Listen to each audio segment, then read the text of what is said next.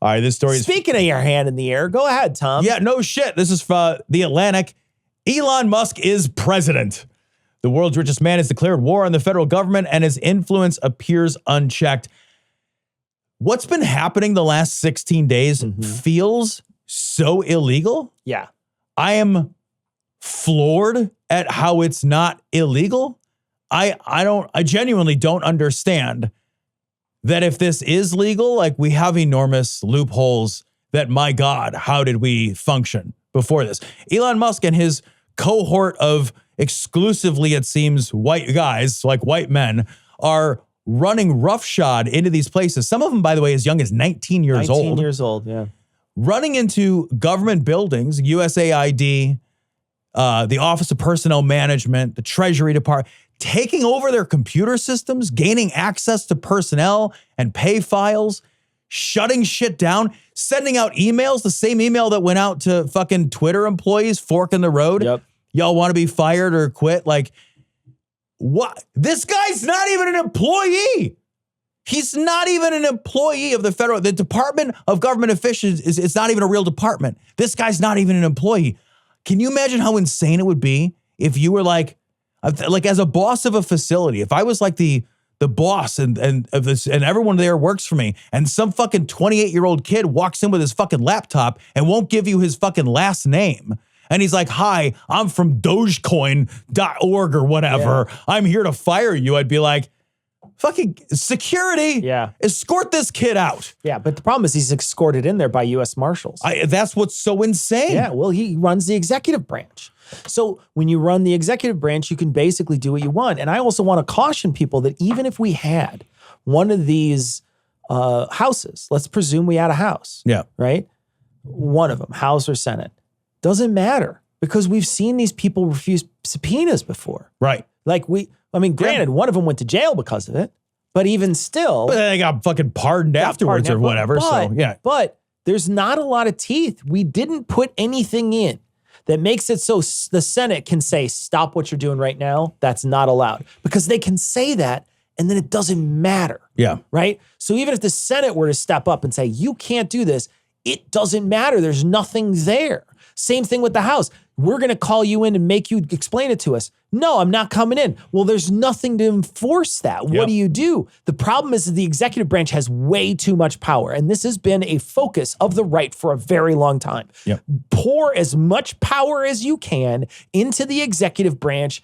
And they've been trying to create executive power for decades because they knew that if they were able to topple and keep one of these pillars higher than the other ones, then the other ones can't do fuck all to it. Right. And we saw a judiciary that added to them last time. So the judiciary during Biden's term said, we want even more executive power. Yeah. We want even less accountability from the executive branch. So, I mean, the only way to really change this is to change a lot of the inner workings of government, and you're going to have all three systems of government that are working together, because even if you got two of them that were working together, it's not enough. It's not enough. It's not enough. Like, what was fucking insane is that the last administration, the Biden administration, straight up called out how dangerous this was, how the consolidation, and as the executive authority, how the consolidation of power into the executive branch is bad for America and bad for democracy. He said that shit out loud, and it still is happening because, to your point, the judiciary was basically like, well, we'll just decide cases in a way that says that the executive branch is effectively like immune to everything.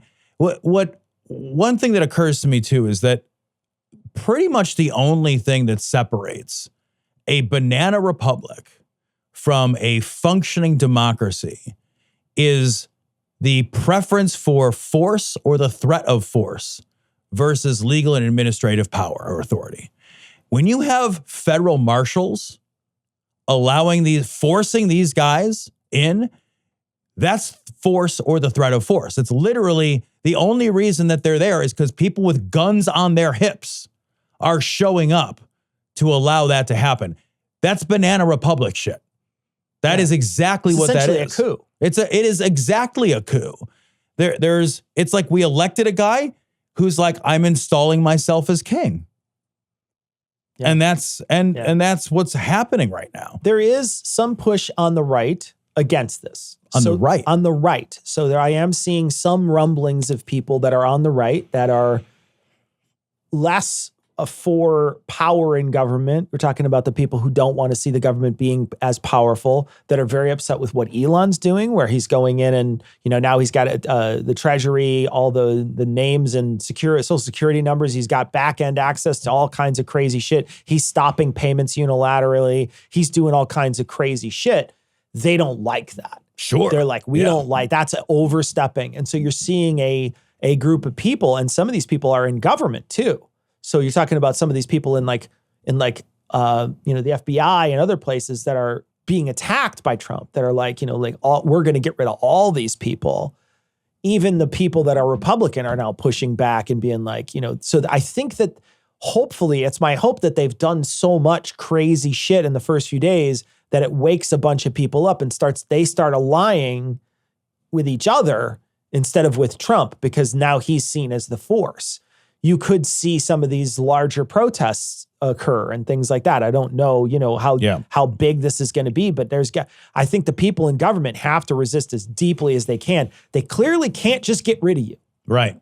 They clearly can't just override you.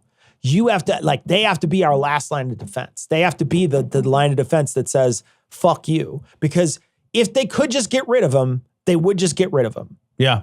They would have just done it. Right. But they can't. They can't. And so I think the real key is those people are going to have to be the people who step up to the plate and tell them no, and then work and then slow things down and make it difficult on them. I think that's going to have to be the key, because these people with the keys to the kingdom are just fucking trashing the joint worse than the party on 16 Candles. Yeah, man. You look over at the fucking Illinois or at the Department of Treasury, and there's just a turntable with a pizza on it, and the thing is just bouncing. It's just insane. It's so fucking absolutely bonkers. Just to lay a little bit of blame where it's due, because it's important to do for back when, at some point when we are clutching the last book amidst the rubble and the smoke, and we're hoping that it's a history text, and we can say before the radiation takes us, how did this happen? Remember that this consolidation of power really began in earnest with the unitary executive theory that George W. Bush and his administration pushed forward. That deep consolidation of power up into the executive branch really began there.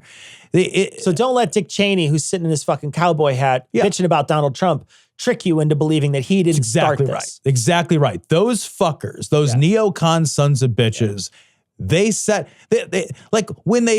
we've talked about this in so many other ways. The problem with these kinds, one of the big problems with these kinds of structural and legal changes to the co-equal branches of government that do these things, create immunities or create, new theories of executive power, is it works for everybody.